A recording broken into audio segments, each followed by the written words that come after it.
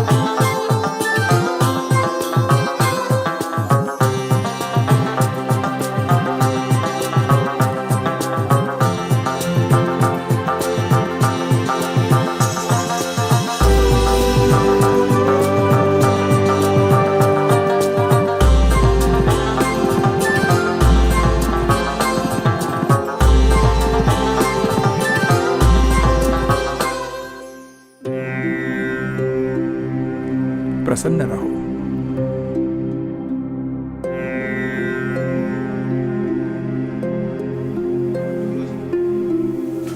प्रसन्न रहो, बैठो।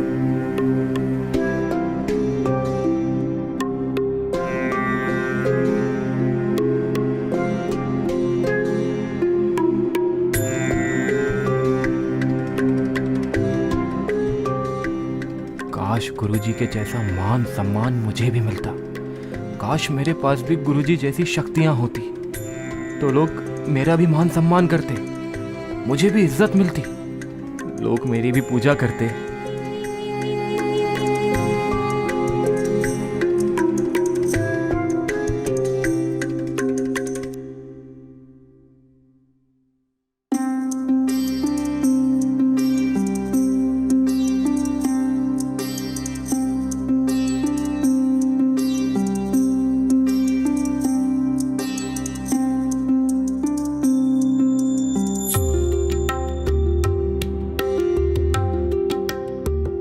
क्या बात है, आज कुछ परेशान लग रहे हो? गुरुजी के आश्रम में कुछ हुआ है क्या? गुरुजी को लोग कितना मानते हैं ना, उनका कितना मान सम्मान करते हैं, उनकी जय जयकार करते हैं, पर मुझे कोई नहीं पूछता। अगर गुरुजी जैसे मुझे भी लोग मानने लगे तो मैं कितना मशहूर हो जाऊंगा ना, मुझे भी मान सम्मान मिलेगा, लोग मेरी भी जय जयकार करेंगे। ये क्या कह रहे हैं आप? ऐसी इच्छा तो मन में लाना भी गलत है, पाप है। इस ख्याल को अपने दिमाग से निकाल दीजिए, नहीं तो पता नहीं क्या अनर्थ हो जाए।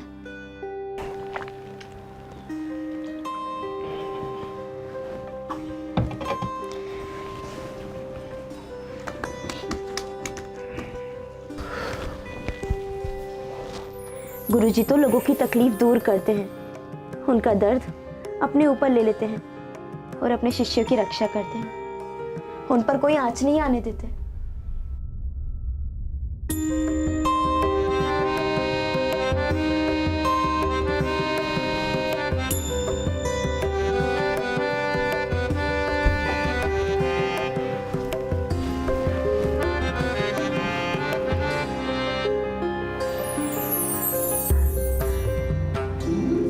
सूर्य उगने से पहले कुछ प्रार्थना कीजिए, आप सभी का भला।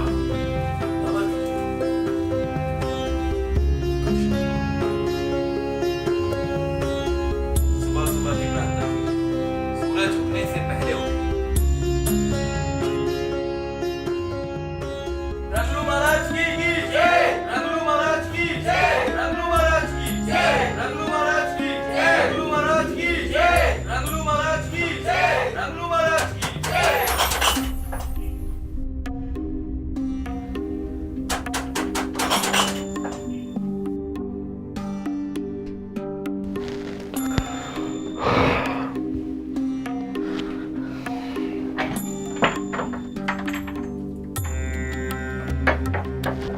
गुरुजी, प्रणाम गुरुजी। प्रसन्न रहो।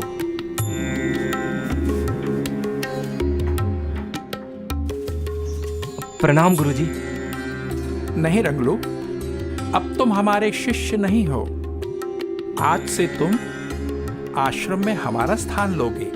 गुरुजी, सब लोग तुम्हें अपना गुरु मानेंगे, तुम्हारे पास अपनी समस्या लेकर आएंगे। अब मेरा यहाँ पर कोई काम नहीं है।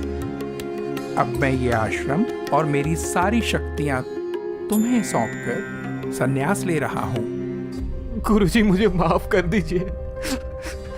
मैं कुछ समय के लिए भटक गया था। अब मुझे अपनी गलती का एहसास हो गया है गुरुजी। मैं बस आपकी सेवा करना चाहता हूँ। आप अपना निर्णय बदल लीजिए। तुम्हें तो खुश होना चाहिए रंगलू, तुम्हारा सपना पूरा हो गया है। नहीं गुरुजी, माफ कर दीजिए। उठो रंगलू, उठो। मैं अब अपना निर्णय नहीं बदल सकता। जिन दिव्य शक्तियों को प्राप्त करने की तुम्हें इच्छा हुई, वे केवल अपार साधना से ही प्राप्त हो सकती हैं, और इसके लिए हमें पहले से तैयारी करनी पड़ती है। नहीं गुरुजी, मुझ जैसा साधारण प्राणी इन शक्तियों का बोझ नहीं उठा पाएगा। आप इन्हें वापस ले लीजिए गुरुजी। यह कार्य करना अब मेरे लिए संभव नहीं है। यह कष्ट तो अब तुम्हें उठाना ही गुरुजी, पड़ेगा। कोई तो उपाय होगा। एक उपाय है। ऐसी शक्तियों से 100 गुना अधिक शक्तिशाली एवं प्रतिभावान व्यक्ति से अगर तुम्हारा सामना हुआ, तो वो तुम्हें इस कष्ट से मुक्ति देगा। ऐसा व्यक्ति तुम्हें कब और कैसे प्राप्त होगा, ये तो मैं तुम्हें नहीं बता सकता। लेकिन तब तक तुम इन दिव्य शक्तियों का इस्तेमाल करो। इनका प्रयोग अपने स्वार्थ के लिए नहीं, बल्कि दूसरों की भलाई के लिए करो। ऐसा करने से तुम्हारा कष्ट कुछ कम होगा। अब मुझे चलना चाहिए।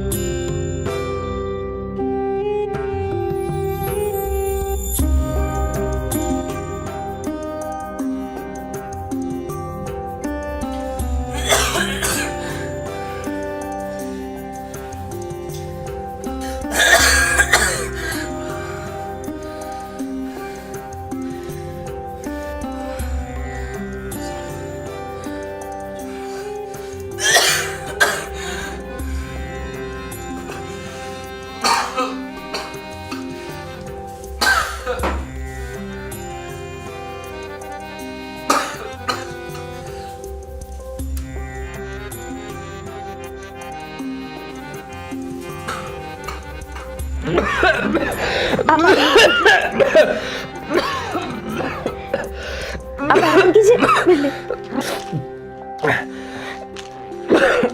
ये आपका बुखार दिनों दिन बढ़ता ही जा रहा है, कमजोरी भी बढ़ रही है। तुम जानती तो हो गुरुजी ने क्या कहा था। इन शक्तियों को संभालना साधारण मनुष्य की बात नहीं है। लोगों का कष्ट अपने ऊपर उठाने के लिए जो शारीरिक और मानसिक बल चाहिए वो मुझ में नहीं है। मुझे तो बिना किसी साधना के ये शक्ति प्राप्त हुई है, इसलिए इन कष्टों को सहने की शक्ति मुझ में नहीं है। मैं तो बस इन शक्तियों से मुक्त होना चाहता हूँ। गुरुजी ने तो इसका सिर्फ एक ही मार्ग बताया था जिससे आपको मुक्ति मिल सके। मैं जाने अब तक कितने पीर फकीरों के दर्शन कर चुका हूँ, लेकिन अभी तक कोई आसन नहीं मिला जो इन शक्तियों से 100 गुना ज्यादा शक्तिशाली हो, जो मुझे इस पीड़ा से मुक्त कर सके।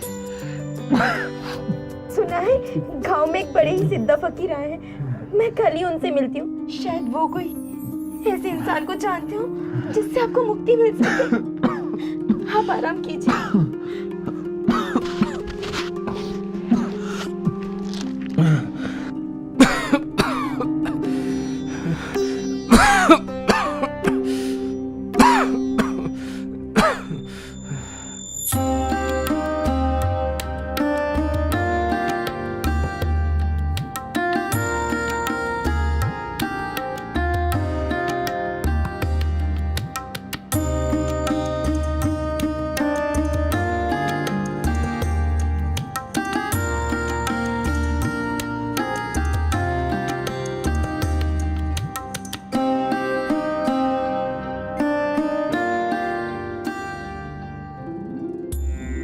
खुश रहो।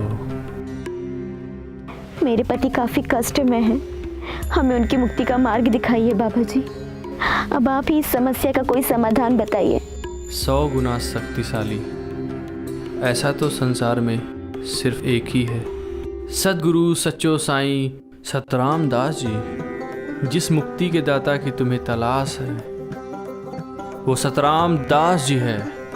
तुम अभी अपने पति को लेकर रहड़की चले जाओ, वहीं जाकर तुम्हारे पति को मुक्ति मिलेगी। ठीक है बाबा जी।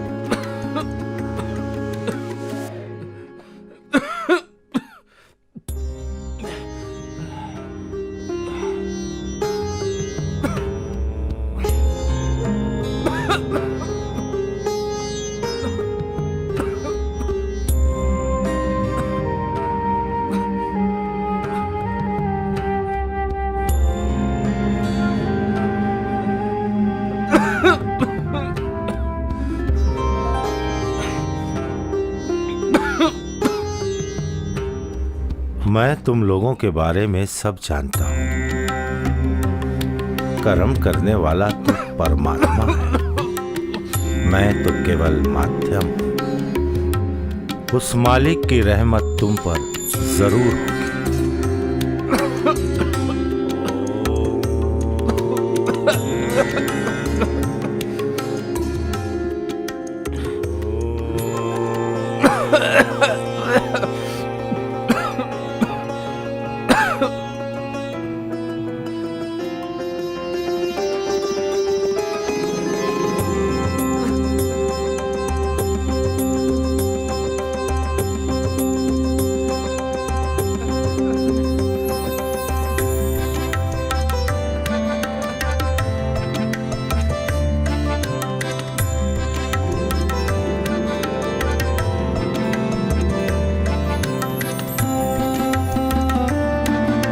सच्चो सतराम साहिब की